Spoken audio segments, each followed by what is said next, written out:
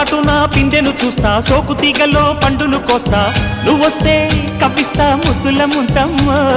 ఉక్కపోతకి ఊపిరి పోస్తా, పక్క మేకకు పంట కట్టిస్తా, ముద్దిస్తే బుక్కిస్తా మధ్యల మోతయ్యో. ఓలమ్మో పుకారులు షికారుగా రావమ్మో, ఎదలే ఏడెక్కిస్తే ఎట్టాబులమ్మో.